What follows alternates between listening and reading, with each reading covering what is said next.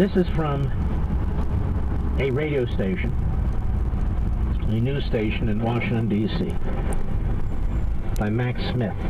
The amount that they used to when it comes to roads. So in other words,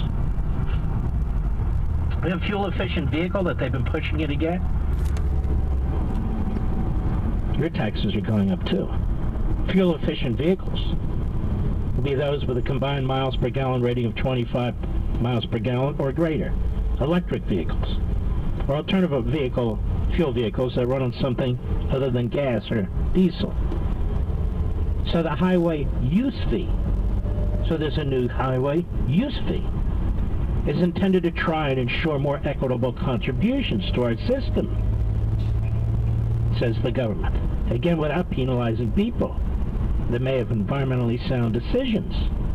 Drivers would pay 85% of the difference between the gas tax paid by an average vehicle on vehicle roads today, which gets around 23.7 miles per gallon and so forth. But the fees would be updated annually, so they'll pay 15% less, but it's still going up. It's still going up. So in other words, if the average car were paying $100 in a state taxes a week, these so-called vehicle efficient cars, they'll pay $85 a week. Now, why is the government's business? Well, because the Democrats are running it now. That's why. They say this is a fairer system. Now listen to this. Fee per mile. As an alternative to the fuel efficiency payment, Virginia drivers could sign up for a pilot program with the state DMV to pay a fee for every mile they drive. It's already been tested elsewhere in the country. The incentive to join the pilot will be for drivers of fuel-efficient or electric vehicles who drive less. Let me tell you what this is an incentive for. It's a foot in the door, isn't it, Mr. Producer? They want to get the system in place, the monitoring in place, the enforcement in place, the bureaucracy in place, and that'll be the next step. Drivers would no longer be able to hold a cell phone while driving. Now, a lot of you folks in other states, that's the case, but it's never been in Virginia. And police would be able to pull people over for failing to wear a seatbelt. Not the case today. Local governments could lower speed limits in business or residential areas to less than 25 miles per hour. The bill would also allow for more speed cameras. Speed cameras would be allowed on interstates and primary roads designated as safety corridors.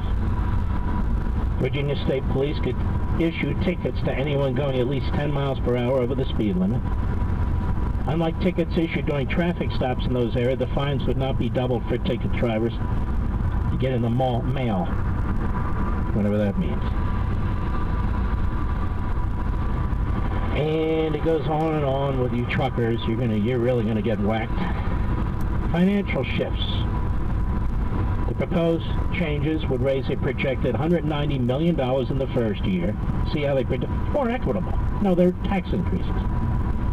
$366 million in the second year, over $500 million in the third year, $601 million in the fourth year. Sky's the limit. What else? New rail systems? Of course. Those are SOPs.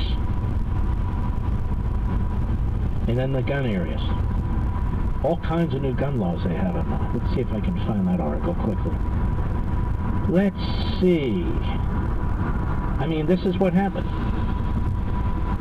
AP, Richmond, Virginia. Some top Virginia Democrats are expressing reservations about plans to ban assault weapons. They wanted to ban numerous types of weapons. Senate Judiciary Committee moved quickly this past Monday, to advance several pieces of gun legislation that a Republican majority has blocked for years. They include universal background checks, possible assault weapons ban. Other proposals would restore Virginia's one handgun a month law, a red flag law, allow local governments to ban guns in certain public places. Goes on and on and on. The 4 bills passed out of a committee will now advance to the full Senate. Democrats are hopeful they'll pass. There's going to be a massive protest on the Capitol in Richmond, Virginia. Antifa has promised to be there, and I suspect the purpose of Antifa being there, even though there's been some articles written about how they oppose gun control, hardly. I think they're there to cause trouble, violence, and to try and turn this into a mess.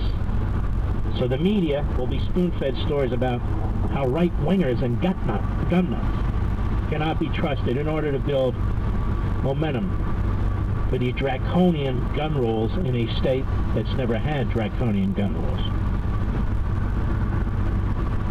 I'll give you a further example. I live in a county called Loudoun County, Virginia. It's actually the wealthiest county in America. Yes, we got a lot of government contractors and government here, and as well as technology. It's beyond Fairfax County. It's outside of Fairfax County, that is, it's further west. It used to be called an outburb. They're building a subway system out here, and people drive an hour and a half to work into Washington, whatever. The Republican Board of Supervisors was just overthrown. They now have a large majority of Democrats on this board. And here's the headlines in this week's local newspaper. Proposed school budget seeks 10.8% local funding increase, Mr. Producer. 10.8%. 11%. That means a massive tax increase. Property tax increase. Here's another headline on the front page. Pay hikes for public employees drive county schools budget challenge. Huge increases for government workers. They just took the county over. They just took the state over. Taxes everywhere. Property tax. Automobile tax. I'm sure they'll hit the income tax. In other words, they're going to turn Virginia into Maryland, into New Jersey, into another blue state, and they're going to do it as fast as possible because they have a majority and nothing and no one to stop them. Certainly not morals, values, and principles. This is how California was lost. They got their foot in the door, and the leftists in California, the Democrat Party, they raced to the finish line, putting in place voting rules, redistricting rules, taxes. Is now facing the same pressure. And purple states are going red, red states are going purple. There's going to be a point of no return. This is the state of Virginia today. It's a disaster. I'll be right back. Mark Levin.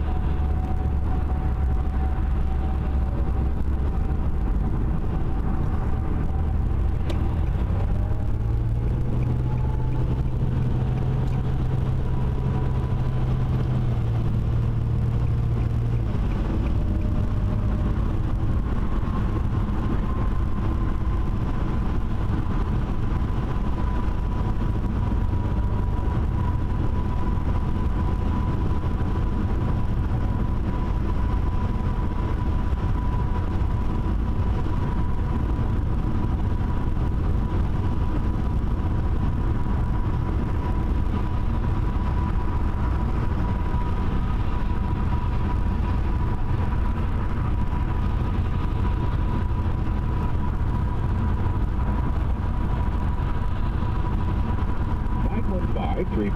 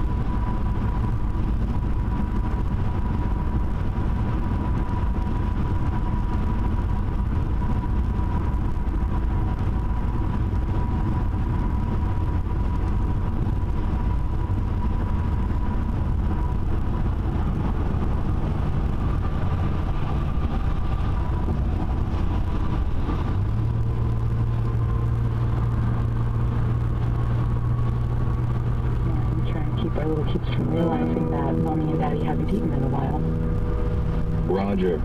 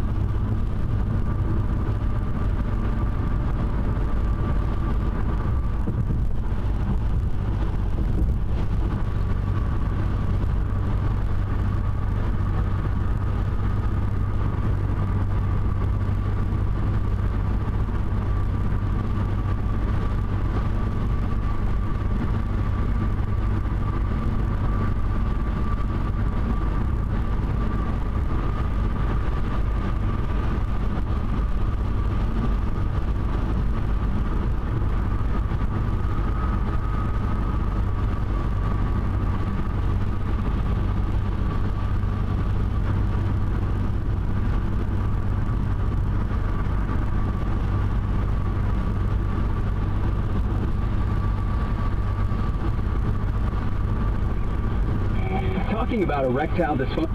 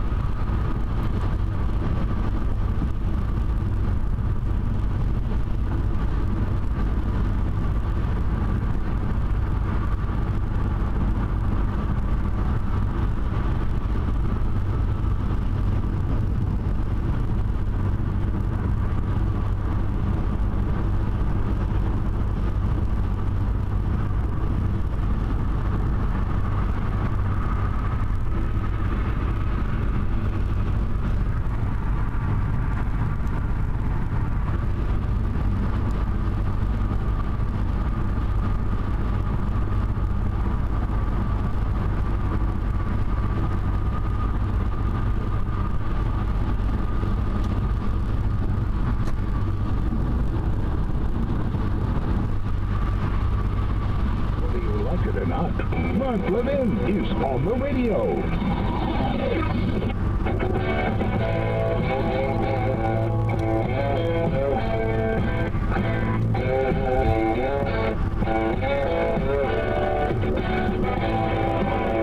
What do you think is going to happen over the course of a decade or two to the Commonwealth of Virginia?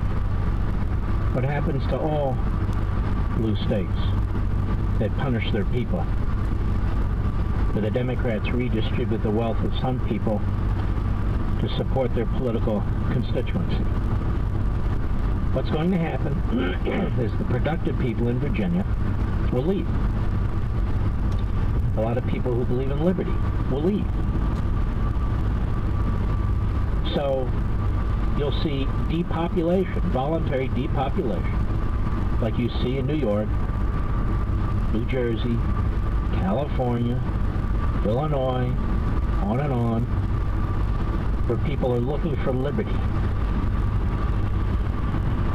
These issues of the Second Amendment, the First Amendment, property rights, little things, whether you can use a cell phone while you're driving and so forth, it's not about being a right-winger. It's about liberty. What side do you think the framers would stand? And so what will happen is that people will begin to leave, and if they start tampering with the income tax and so forth, and maybe have other priorities of the left, busing, who knows what. People will look for freedom. It's like water finding cracks. But this is how it works. And this is the problem. And you can see it all over, the rise of tyranny within towns and counties, the rise of tyranny within states, the rise of tyranny within the national government.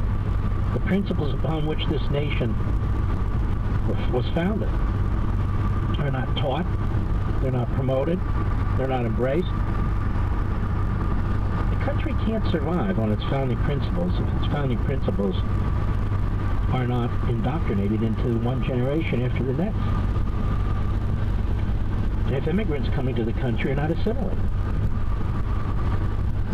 then all we talk about is government programs, your rights, based on your physical features or what have you. It's not really America. And it's happening throughout. We have these indoctrination mills that we call colleges and universities. The reason why Bernie Sanders wants as many kids to go there as possible for free, this is one of the few areas that's not regulated, because the left controls them, lock, stock, and barrel. Mind control. All right, ladies and gentlemen, we'll move on to a few other topics, so you're not busy calling the suicide hotline. I'll be right back.